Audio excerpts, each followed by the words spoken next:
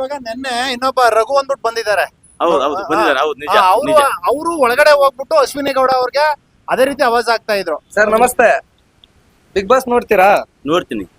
ಏನ್ ಇಷ್ಟ ಆಗುತ್ತೆ, ಏನ್ ಅನ್ಸುತ್ತೆ ಬಿಗ್ ಬಾಸ್ ಬಗ್ಗೆ? ಬಿಗ್ ಬಾಸ್ ಅಲ್ಲಿ ನನಗೆ ಕೆಲವೊಂದು ವಿಷಯದಲ್ಲಿ ನಮ್ಮ ಕಿಚ್ಚ ಬಾಸ್ ಅವರು ಒಳ್ಳೆಯ ವಿಷಯವನ್ನು ಕೊಡ್ತಾ ಇದ್ದಾರೆ, ಅವರಿಗೆ ಉತ್ತರವನ್ನು ಕೊಡ್ತಾನೆ ಇದ್ದಾರೆ. ಅದ್ರಲ್ಲಿ ಆಡೊಂದು ಜನರಲ್ಲಿ ಅದೇ ರಿಕ್ವೆಸ್ಟ್ ಅನ್ನು ಇರ್ದೇ ಇರ್ತದೆ.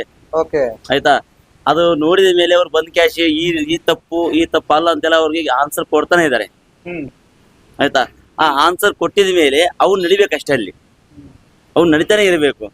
ಆ ನಂತರ ಬಿಗ್ ಬಾಸ್ ಅವರು ಏನ್ ಹೇಳ್ತಾರೆ ಏನಿಲ್ಲ, ಅದು ಅವ್ರು ಏನು ಮಾತಾಡ್ತಾರೆ ಅದೆಲ್ಲ ನೋಡ್ಕೊಂಡು ಕ್ಯಾಶ್ ಅವ್ರು ನಡೆಯಿಂದ ಔಷಧ ಬರ್ತ ಕೈಯಲ್ಲಿ ಇದೆ.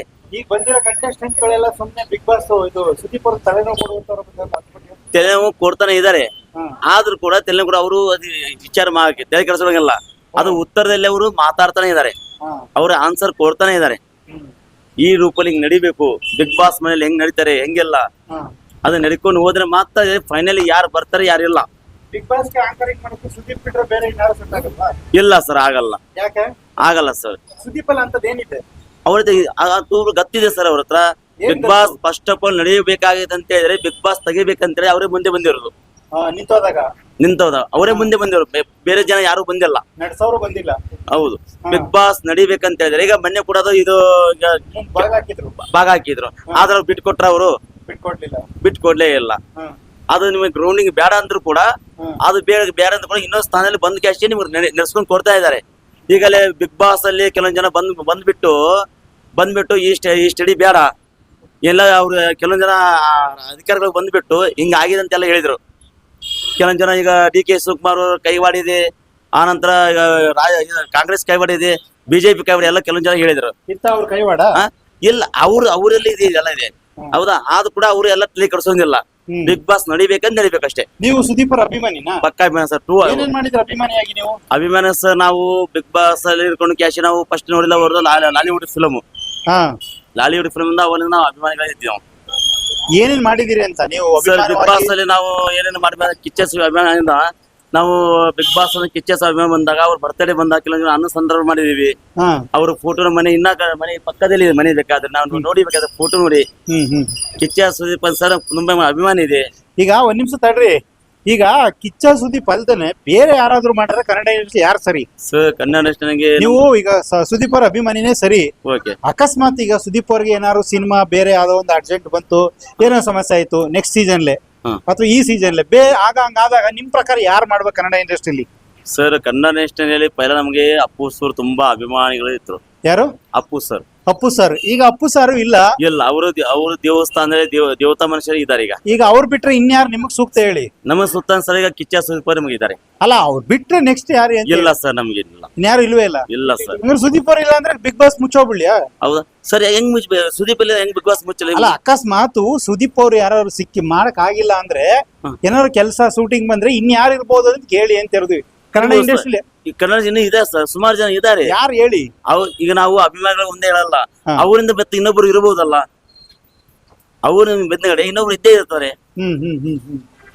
ಈಗ ನೋಡಿ ಕಿಚ್ಚ ಸುದೀಪ್ ಸರ್ ಇರಯ್ಯ, ಕಿಚ್ಚ ಸುದೀಪ್ ಅವರು ಆಕಸ್ಮಿಕ ಅವ್ರು ಬಿಟ್ರು ಕೂಡ ಅವ್ರ ಪಕ್ಕದಲ್ಲಿ ಇನ್ನೊಬ್ರು ಇದ್ದೇ ಇರ್ತಾರೆ. ಯಾರು? ಅದೇ ಯಾರು ಇದಾರೆ ಸರ್. ನಮ್ ಭಾವ ಸರ್ ಹೇಳಿದಾಗ ಇದೆ ಅಂತ ಅದಕ್ಕೆ ಗುರ್ತು ಹಾಗೆ ಆಗತ್ತಲ್ವಾ? ಅವ್ರು ಕೊಡಿ ಆಯ್ತಾ. ಇವಾಗ ಬಿಗ್ ಬಾಸ್ ಅಲ್ಲಿ ಅಶ್ವಿನಿ ಗೌಡ ಅವರು ತುಂಬಾ ಅಂದ್ರೆ ತುಂಬಾ ಜೋರಾಗಿ ಆರ್ಭಟಿಸ್ತಾ ಇದಾರೆ. ಹೌದು. ಕಿಚ್ಚ ಸುದೀಪ್ ಅವರು ಕೂಡ ಸಲಹೆನೂ ಕೊಟ್ರು. ಹೌದು. ಅವ್ರ ಬಗ್ಗೆ ನಿಮ್ಗೆ ಏನ್ ಅನಿಸ್ತಾ ಇದೆ ಅಶ್ವಿನಿ ಗೌಡ ಅವ್ರ ಬಗ್ಗೆ? ಅಶ್ವಿನಿ ಗೌಡ ಸರ್ ಅವರಿಗೆ ಕೆಲವೊಂದು ವಿಷಯದಲ್ಲಿ ತುಂಬಾ ಕೆಲವೊಂದು 70% ಇದು 100% ಅಲ್ಲಿ 50% ಕರೆಕ್ಟ್ ಆಗಿದೆ.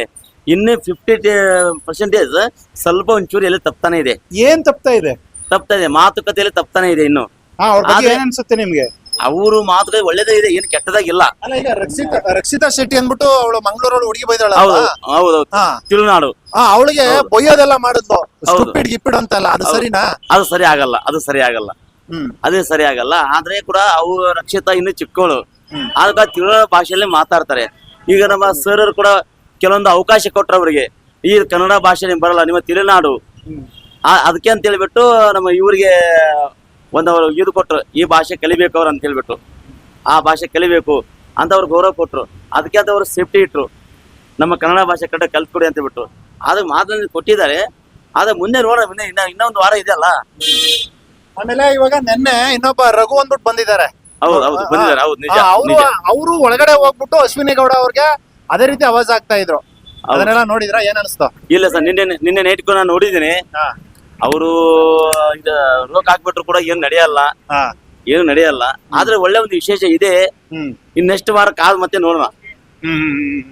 ಬಿಗ್ ಬಾಸ್ ಅವ್ರೆ ಅವ್ರಿಗೇನು ಅವಕಾಶ ಕೋರ್ತಾರೆ, ಅವ್ರು ಏನ್ ಮಾತಾಡ್ತಾರೆ ನೋಡೋಣ. ಮತ್ತೆ ಒಟ್ನ ಅಶ್ವಿನಿ ಗೌಡ ಅವರು ಆ ರೀತಿ ಕೆಟ್ಟಾಗ ಬೈಯೋದು ತಪ್ಪು ಅಂತೀರಿ? ರಕ್ಷಿತಾ ಮುಂದೆ ಬಂದಾಗ ಮಾತ್ರ ಕೆಟ್ಟ ಬೈದಿರೋದು, ಹೌದಾ? ಯಾವ್ದೋ ತಿಳಿನಾಡು ರಕ್ಷಿತವ್ರು ಬಂದು ಮಾತಾಡಿದಾಗ ಅವರು ಅಷ್ಟೇ ಬಾಯಿ ಮುಚ್ಕೊಂಡು ಹೋಗಿ ಮುಂದೆ ಕೆಲಸ ಹೇಳಿದ್ರು. ಆದ್ರೂ ಕೂಡ ಅವ್ರು ಹೇಳಿದ್ರು ಕರೆಕ್ಟ್ ಆಗಿದೆ. ಮತ್ತೆ ಮುಂದೆ ಬರಬೇಕು, ಇನ್ನೇ ಬೆಳಿಬೇಕು ಅವರು. ಸರಿ ಅಣ್ಣ.